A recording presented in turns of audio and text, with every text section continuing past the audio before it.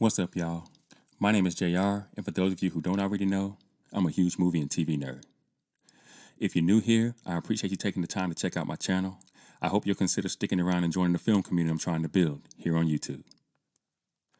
So in today's video, I'm going to be talking about ABC's hit television series, Lost, and how the show went from one of the biggest things in television to a confusing and divisive mess. And just so you guys know, this video will contain spoilers, so if you haven't had a chance to watch this TV show yet, after all these years, and you don't want to know anything that happens in it, you might want to exit this video now. And with that being said, no more wasting time, let's get into it. Lost is an American science fiction adventure drama television series created by Jeffrey Lieber, J.J. Abrams, and Damon Lindelof that aired on ABC from September 22nd of 2004 to May 23rd of 2010, over 6 seasons and 121 episodes in total. It contains elements of supernatural fiction and follows the survivors of a commercial jet airliner flying between Sydney and Los Angeles after the plane crashes on a mysterious island somewhere in the South Pacific Ocean. Episodes typically feature a primary storyline set on the island, augmented by flashback or flash-forward sequences which provide additional insight into the involved characters. Lindelof and Carlton Cuse served as showrunners and are executive producers along with Abrams and Brian Burke. Inspired by the 2000 Tom Hanks film Castaway, the show is told in a heavily serialized manner. And due to its large ensemble cast and the cost of filming primarily on location in Oahu, Hawaii, the series was one of the most expensive on television to date, with the pilot alone costing over $14 million. The fictional universe and mythology of Lost were expanded upon by a number of related media, most importantly a series of mini episodes called Missing Pieces and a 12-minute epilogue, The New Man in Charge. Now, Lost has regularly been ranked by critics as one of the greatest television series of all time. The first season had an estimated average of 16 million viewers per episode on ABC. During its 6th and final season, the show averaged over 11 million U.S. viewers per episode. Lost was the recipient of hundreds of industry award nominations throughout its run and won numerous of these awards, including the Primetime Emmy Award for Outstanding Drama Series in 2005, Best American Import at the British Academy Awards in 2005, the Golden Globe Award for Best Television Series Drama in 2006, and the Screen Actors Guild Award for Outstanding Performance by an Ensemble in a Drama Series. Now, at the time of the making of this video, 14 years after the series finale, the series still has an 86% on Rotten Tomatoes, with a comparable audience score of 90%. It has a Metascore of 84 on Metacritic, and that's based on 73 critic reviews, with a user score of 8.8 based on over 3,000 user ratings. And finally, it has an 8.3 out of 10 on IMDb, with over 500,000 ratings. So, this show started off as a very interesting, very well organized story about a pretty diverse group of people who survive a plane crash on what they believe to be a deserted island in the middle of the South Pacific. And after having watched the entire series from start to finish, more than once I might add, I've come to the conclusion that the story could have worked really well with the survivors having all really died upon impact of the initial crash, and the island being a representation of purgatory of sorts, with each featured character having had something they had to sort out before they could, quote-unquote, move on.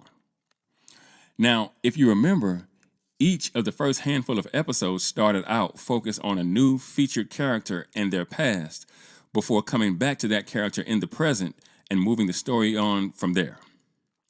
I also thought that the featured characters all being connected somehow to one another was a cool narrative idea.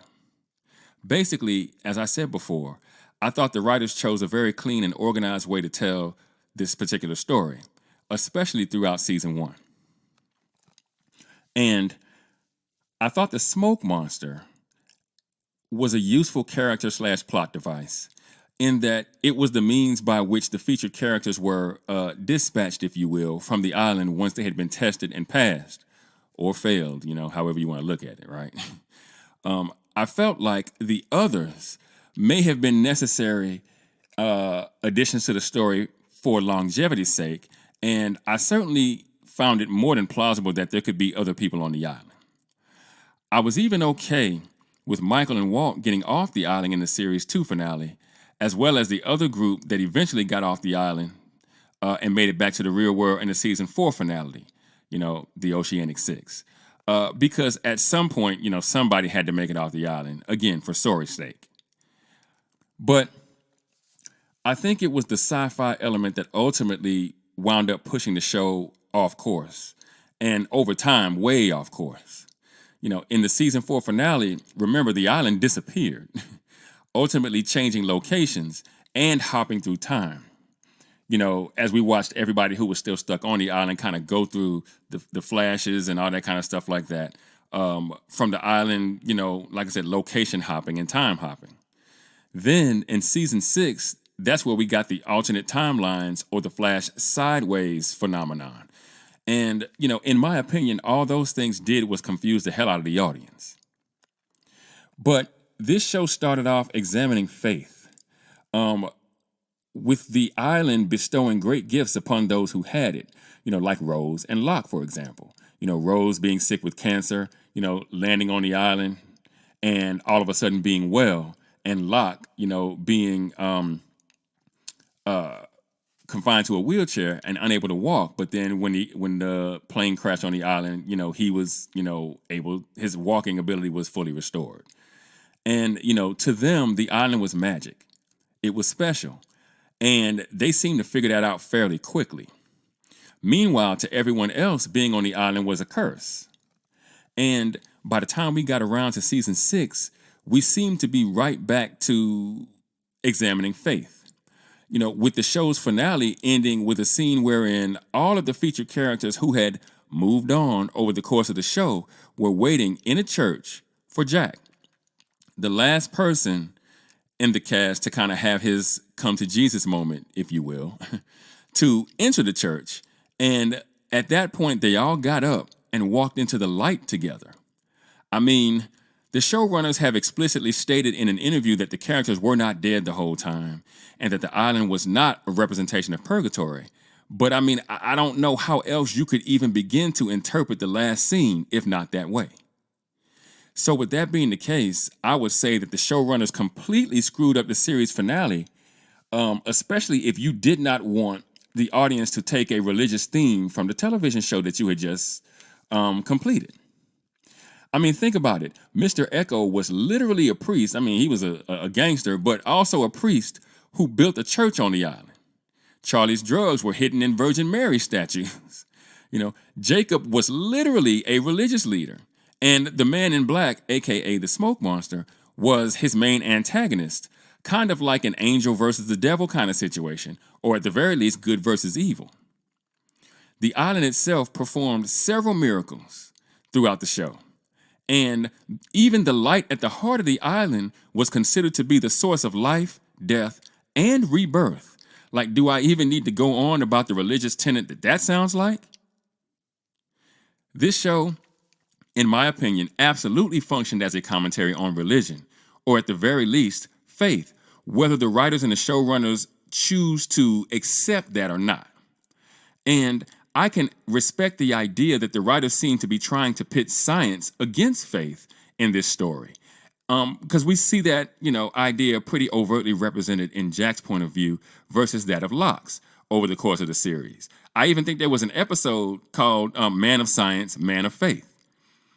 But I believe that the science of it all got way too sciencey.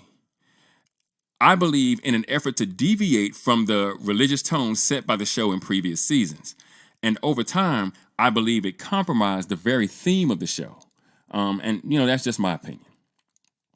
Now, I know that part of the reason the show became a discombobulated mess is because it existed at a time when television was going through great upheaval. It was before the time when showrunners could demand multiple season guarantees in order to plan their story out from start to finish. So I think in a lot of ways, this was simply the writers having to make all this up as they went along, which I'll admit is a real creative disadvantage, especially when you compare past shows to the shows of today. But just because I can understand why a show was at a creative disadvantage doesn't mean I have to ignore the fact that the show wasn't as good as it could have been. That it wasn't a circumstance where less would have absolutely been more. Much more, in fact. As a writer, I'm usually of the mindset that if you don't want your audience to think a specific thing, then you should probably go out of your way to make sure they don't have reason to think it. But that's not what happened here. In this case, the writers leaned heavily into religion early on, and then they tried to swing the pendulum completely away from it towards the middle of the series, only to end up closing out the series on a wildly religious note, which begs us, the audience, to question, what exactly were the showrunners, and by extension the writers, trying to say here? What was the theme of the series? And I think it's the vagueness of the point at the end of the show that ultimately kept the show from being what it could have been. One of the greatest television shows of my lifetime. But what do you guys think? Have you seen Lost? If you have, what did you think of the show as a whole? Do you agree that the show got off track at some point? Or do you think the show was great from start to finish? Let me know in the comments. And for those of you who might be new to the channel, be sure to like and share this video. If you really like the content, be sure to subscribe and hit the notification bell. That way you'll be notified whenever I drop a new video. Also, be sure to go and check out themadScreenwriter.com for more television and film reviews and info on my upcoming film projects. And with that, I'm going to go ahead and get out of here. I got screenplays to write. And I'll catch y'all in the next video.